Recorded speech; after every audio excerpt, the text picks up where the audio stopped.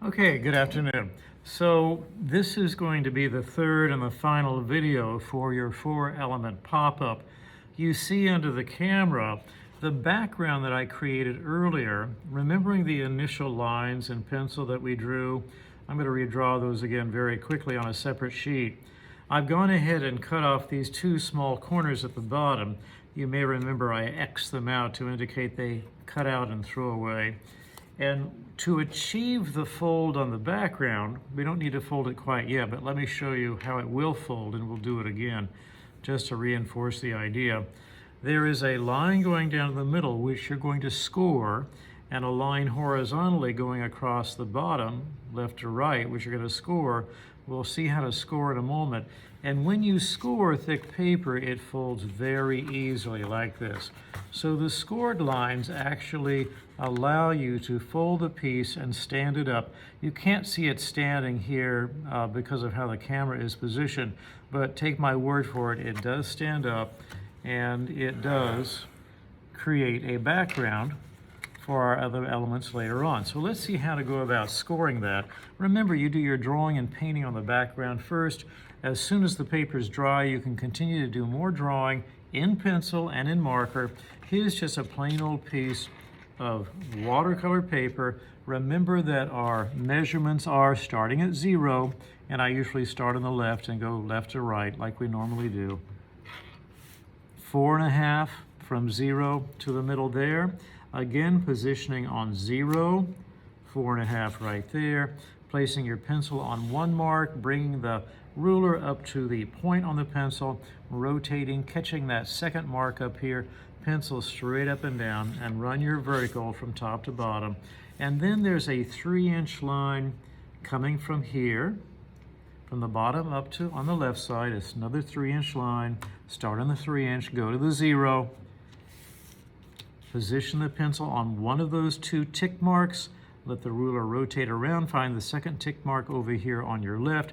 Spread your fingers wide, press down, pencil straight up and down, rule that line going left to right. And then here at the bottom, probably we'll need to turn this upside down, makes it a little easier. Again, over here on the left side, starting at 0, coming in 3 inches, make a tick mark right there on that bottom edge. And again, over here on the right side, starting at the 3, going backwards to the 0, tick mark. The left and right ends of the horizontal connect to those last two tick marks you made. And then, of course, you do your painting, your drawing. Now, as far as folding, scoring and folding, here's what you do. And it's exactly what I did for this right here. Go ahead and cut off that little triangle on your left. Cut off this little triangle on your right. Those can be thrown away. Get those out of here. Don't leave them on the floor. Don't leave them on the table. And then take your ruler once again and one of these wooden styluses, these pointy sticks that I have over here near my desk. And I'm going to position the stylus on the line here at the bottom. Again, like I would with the pencil, rotate the ruler along to catch the top of this line. So the ruler is positioned along that pencil line that you drew earlier. And then instead of drawing with a pencil, you're going to push into the paper with this stylus. So I'm pushing straight down, running along the ruler. I might do it a couple of times. There's quite a bit of pressure on the tip of that stylus, and it actually makes a dent in the paper. And that dent in the paper is a scored line, which then very easily folds. Well, you say, well, why couldn't I just fold it without that scored line? Because the paper is way too heavy to do so easily. So for this weight of paper, this 140-pound paper, you really need to, again, using your stylus or some other blunt tool, make sure your ruler is right on that line that you wish to score, pressing hard with the stylus, running it along the paper, along the ruler, making a dent in the ruler, and then that makes it easy to score and bend your paper. This very bottom vertical right here up to your horizontal line can be cut to the horizontal line, and then that allows the fold to be achieved. Now, you don't want to do any of that scoring and cutting until after you've already gone ahead and done your painting and drawing. Again, this looks a little bit empty, but we're going to add some things to it. As a matter of fact, I think I remember drawing and painting for you this set of mushrooms and this leaf. What I've done was take some adhesive tape. This is just cheap tape, foam tape from 100 yen store. Cut it off. I can't seem to manage to peel off this backing paper, so what I've just been doing is folding it around in a loop. It's very spongy and sticky.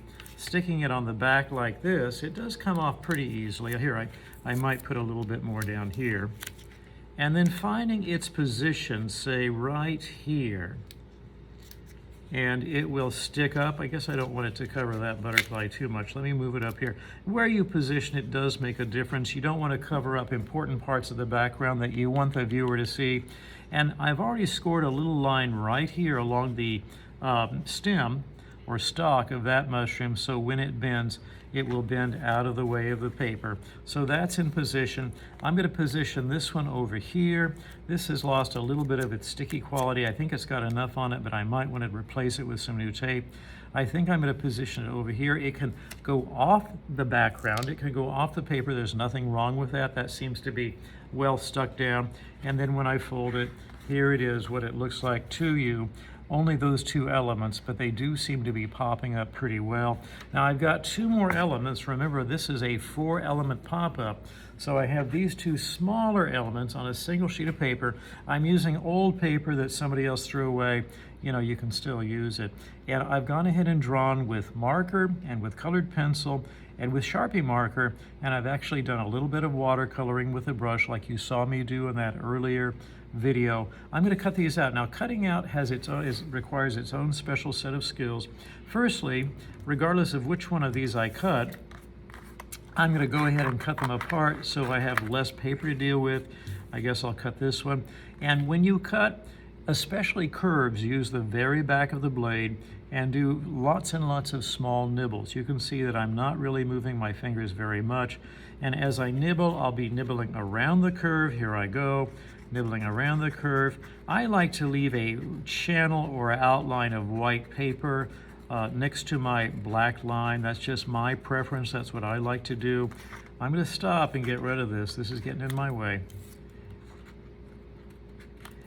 Cut off what you don't need. Now this is a tight curve, and I'm going to go around it by closing the scissors very slowly and turning the paper at the same time. We'll do that again later on so you can see how that's done. Again, the nibble technique, especially for all these curves, is very, very useful.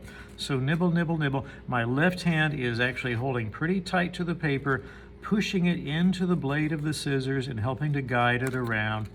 Cut that off. And so that one's done, and let's do this one.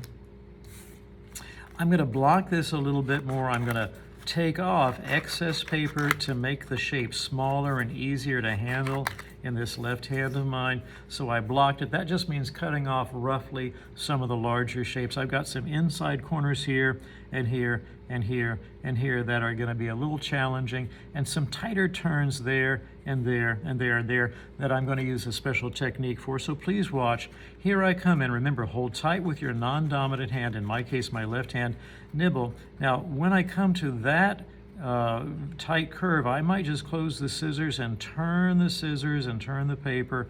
As I close the scissors, that's a great way to make those tight turns. Here I am on an inside corner, just make it in 2 cuts, 1, 2, and that drops out. I'm not sure I'm going to be able to do the antennas very easily. We might try to do this. Obviously I can't cut those tiny, tiny small marks there. I'm going to cut in from here, like that. I'm going to cut that a little bit smaller. It may look a little awkward there, so I may want to not even have those antennae on there. Let me go here, nibble around, or close your scissors, and as you close very slowly, come around the edge, close. You see how I come in, turn in, and stop, and then turn out again, and keep on going. Here comes that other tight curve. Got to close the scissors slowly and turn into my cut. This is all stuff that requires a little bit of practice, so not really expecting it to come that easily for you. Even when I'm tired, I don't do very well. I think I might be feeling a little tired right now. Remember that left hand of yours, this one right here, is super important for hanging tight to the piece you're cutting, coming to a stop right there, making a turn, continuing the cut right there, stopping my cutting when my finger, these fingers here, my left hand has to move. And that's okay, this part doesn't look too weird. Let's see if I can make that a little bit smaller right there. And right there with some really tiny cuts. That's good enough right there. Now let's figure out where these two final pieces are going to be positioned. This is lying flat right now. I kind of like it. That looks abnormal like that. So I'm going to go ahead and turn it this way. Maybe there, maybe there. I don't want to cover up too much of importance. I could put it here, but there's going to be a bend there, so I might have to put a bend in the body, which is not a bad idea. We might do that. Let's see where this might go. You know what? While I'm thinking about it, let's just put a bend in that body right now. See, here's my stylus. Let me get a new one here that has a bit more of a point. I'm going to go ahead and just run that straight down there, pressing hard. That creates a scored line that makes it easy to bend that very easily. Kind of like it like that, maybe. What do you think? How about like this sticking up? So I'm going to put the tape right here, and then this wig could be sticking out, so we might do somewhere up here. Don't know where. And this leaf, well, that's kind of appears like this one over here, but I've already got, maybe I do it there, maybe I do it there, maybe I do it there, maybe I do it there. Not really sure about that one. Let's figure this out. Let's get our tape, cut our tape, that piece, this piece. See if we can get some double stick tape that works better. Wrap that around on itself. That can go there, nice and big and fat and cushy. I think I'll put that one right there. Press it in, bend that one out. And then here, this is sticky, wrap it around itself. You've made loops of tape before like this. This just happens to be super sticky. And I'm not really sure where this leaf is gonna go. Let's figure this one out. Up there, up there, up there. I kind of like it up there. Let's try it up here, right off the edge. Push hard. Now let's see what this looks like when it's popped up. Popping it up. I might grab a paper clip because I want to make sure that this can be disassembled, taken apart for storage. And there it is. There's our 4-element pop-up that you see under the camera. Kind of hard to position it because it is 3D 4-element pop-up. You see the 4 elements here popping up. 1, 2, 3, 4. And then of course the background itself is kind of a pop-up arrangement, isn't it, the way it was scored and folded? So this is your final, and I know it's not an easy assignment. You're creating kind of an environment using marker, pencil to add your colors and also your shading. Remember that once the watercolor is dry, you can draw right back on top of it with marker, with pencil, with Sharpie marker, with metallic marker, with metallic pencils. And of course there is the extra challenge of the cutting and the scoring and the bending. Okay, now you try.